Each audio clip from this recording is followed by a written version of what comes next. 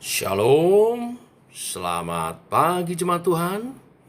Berjumpa kembali dalam Doa Pagi Online. Mari naikkan pujianmu, Tuhan yang besar.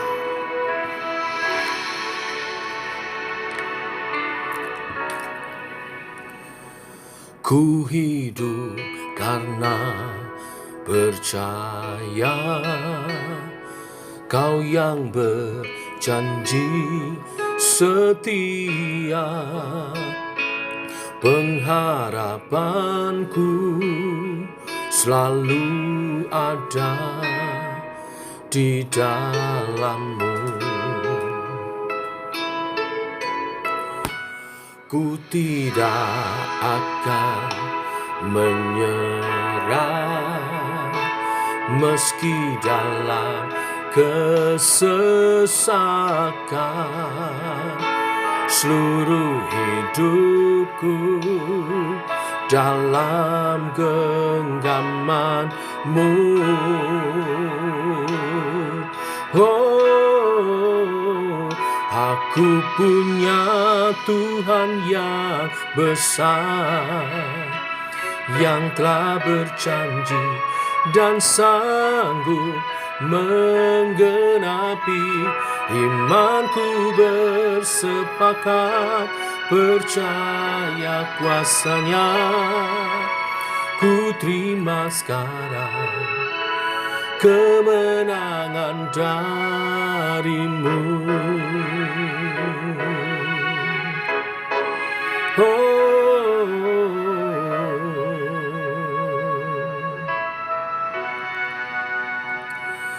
Ku tidak akan menyerah meski dalam kesesakan. Seluruh hidupku dalam genggaman-Mu.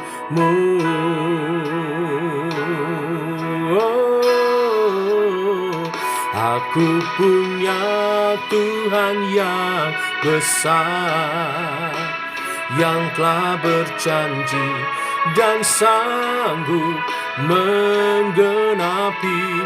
Imanku bersepakat percaya kuasa-Nya. Ku terima sekarang kemenangan dari-Mu. Tuhan adalah terangku dan keselamatanku. Kepada siapa aku harus takut? Tuhan adalah benteng hidupku. Terhadap siapakah aku harus gemetar? Tuhan adalah kekuatan dan mazmurku. Oh, aku punya Tuhan yang besar, yang telah berjanji dan sanggup menggenapi. Imanku bersepakat percaya kuasa-Nya. Ku terima sekarang kemenangan dari-Mu.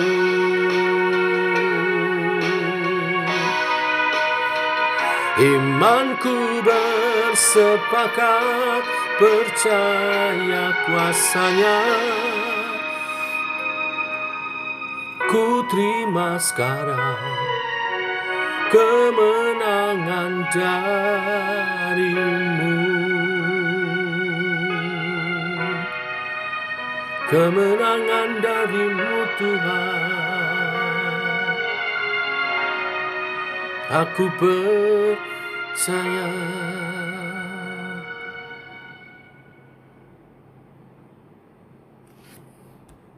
Tiba waktunya kami merenungkan kebenaran firman-Mu. Berfirmanlah Tuhan, kami rindu mendengarnya. Dalam nama Tuhan Yesus Kristus. Amin. Bapak Ibu, kita lanjutkan renungan firman Tuhan pada pagi hari ini. 1 Samuel pasal 5 ayat 1-12. Tuhan kita Tuhan yang besar. Demikian firman Tuhan. Sesudah orang Filistin merampas tabut Allah, maka mereka membawanya dari Ebenezer ke Asdod. Orang Filistin mengambil tabut Allah itu, dibawanya masuk ke kuil Dagon dan diletakkannya di sisi Dagon. Ketika orang-orang Asdod bangun pagi-pagi pada keesokan harinya, tampaklah Dagon terjatuh dengan mukanya ke tanah di hadapan tabut Tuhan. Lalu mereka mengambil Dagon dan mengembalikannya ke tempatnya. Tetapi keesokan harinya, mereka bangun pagi-pagi, tampaklah Dagon terjatuh dengan mukanya ke tanah di hadapan tabut Tuhan. Tetapi kepala Dagon dan kedua belah tangannya terpenggal dan terpelanting ke ambang pintu. Hanya badan Dagon itu yang masih tinggal. Itulah sebabnya para imam Dagon dan semua orang yang masuk ke dalam kuil Dagon tidak menginjak ambang pintu rumah Dagon yang di Asdod sampai hari ini. Tangan Tuhan menekan orang-orang Asdod itu dengan berat, dan ia membingungkan mereka. Ia menghajar mereka dengan borok-borok, baik Asdod maupun daerahnya. Ketika dilihat orang-orang Asdod bahwa demikian halnya, berkatalah mereka, tabut Allah Israel tidak boleh tinggal pada kita, sebab tangannya keras melawan kita dan melawan Dagon Allah kita. Sebab itu mereka memanggil, berkumpul kepadanya semua raja kota orang Filistin dan berkata, apakah yang akan kita lakukan dengan tabut Allah Israel itu? Lalu kata mereka, tabut Allah Israel harus dipindahkan ke Gad. Jadi mereka memindahkan tabut Allah Israel itu ke sana. Tetapi setelah mereka memindahkannya, maka tangan Tuhan mendatangkan kegemparan yang besar atas kota itu. Ia menghajar orang-orang kota itu, anak-anak dan orang dewasa, sehingga timbul borok-borok pada mereka. Lalu mereka mengantarkan tabut Allah itu ke Ekron. Tetapi sesampai tabut Allah itu di Ekron, berteriaklah orang Ekron itu. Demikian, mereka memindahkan tabut Allah Israel itu kepada kita untuk mematikan kita dan bangsa kita. Sebab itu mereka memanggil berkumpul semua raja kota orang Filistin itu dan berkata, antarkanlah tabut Allah Israel itu, biarlah itu kembali ke tempatnya, supaya jangan dimatikannya kita dan bangsa kita. Sebab di seluruh kota itu ada kegemparan maut. Tangan Allah menekan orang-orang di sana dengan sangat berat. Orang-orang yang tidak mati dihajar dengan borok-borok, sehingga teriakan kota itu naik ke langit. Bapak Ibu, di pasal sebelumnya sesungguhnya orang Filistin sudah mendengar tentang perbuatan Allah yang besar terhadap bangsa Mesir. Dan itu membuat mereka gentar.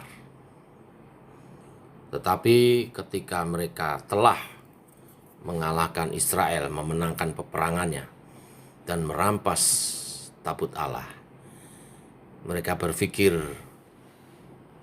mempersembahkan tabut itu di hadapan Allah mereka, yaitu Dewa Dagon. Maka dibawalah tabut Allah itu, diletakkannya lah di samping Dewa Dagon, dewa orang Filistin itu.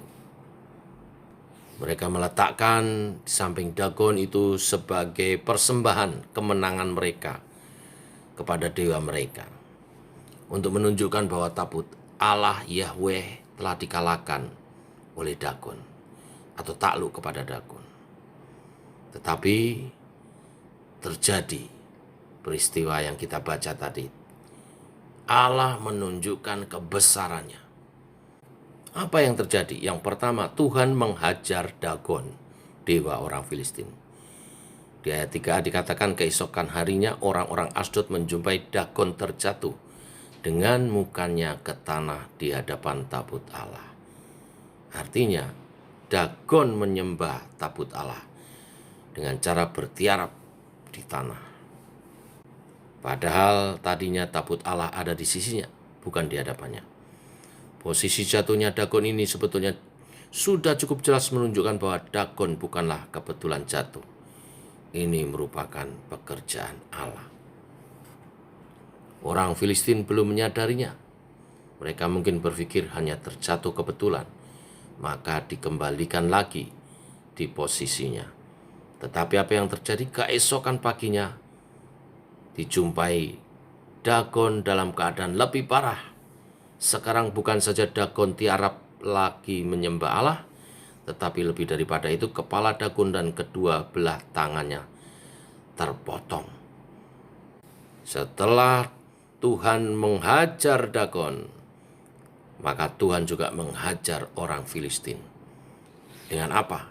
Dengan borok-borok. Menyerang dari anak-anak sampai orang dewasa sehingga terjadi teriakan histeris di kota-kota orang Filistin di mana tabut Allah diletakkan.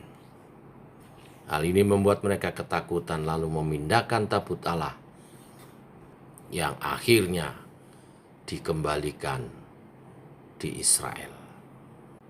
Kisah ini menunjukkan bahwa Allah kita adalah Allah yang besar. Dia tidak kalah dengan dewa manapun. Allah adalah satu-satunya yang berkuasa dan berdaulat atas alam semesta.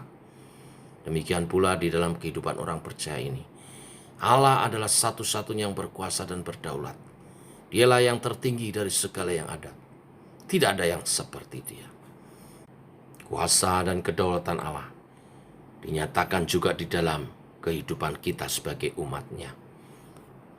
Bila kita hidup di dalam ketaatan dan pertobatan kita. Marilah kita belajar untuk tunduk di bawah kuasa dan kedaulatan Allah.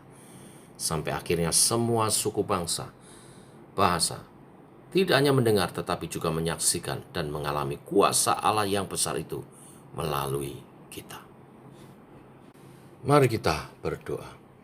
Bapa, kami mengucap syukur oleh kasih dan rahmat-Mu. Pagi hari ini Engkau berkati kami dengan tubuh yang sehat dan kebenaran firman-Mu yang meneguhkan iman kami. Engkau menyatakan pribadi-Mu sebagai Allah yang besar. Tidak ada yang sebanding dengan-Mu Tuhan. Biarlah kebenaran firman-Mu ini makin meneguhkan iman kami. Dalam penyembahan kami kepadamu, menghormati Engkau, dan memuliakan Engkau, melayani-Mu seumur hidup kami. Menuruti segala kebenaran firman-Mu, untuk menuntun hidup kami seturut kehendak-Mu. Ampuni bila di waktu-waktu yang lalu kami ada salah, berjalan menurut pemikiran kami sendiri, bahkan sepertinya kami mengatur Tuhan. Tetapi oleh kebenaran firman-Mu beberapa hari ini meneguhkan kepada kami. Kami harus tunduk dan taat pada arahan Tuhan. Hati hambalah yang Kau cari. Hati yang taat kepada arahan-Mu Tuhan. Juga hati yang remuk karena menyadari dosa-dosa dan memohon ampun dalam pertobatan. Bimbing kami terus berjalan serta-Mu Tuhan. Kami makin berkurang, Engkau makin bertambah. Biarlah kami makin hari semakin serupa Kristus. Menuju tanah perjanjian, kemaksimalan hidup di dalam Kristus. Demikian doa kami menyertai sepanjang hari ini. Kami berjalan bersama dengan Tuhan. Dalam nama Tuhan Yesus Kristus. Amin. Demikian saudara doa pagi kita. Selamat pagi, selamat berjalan bersama dengan Tuhan. Shalom, tetap sehat, tetap semangat.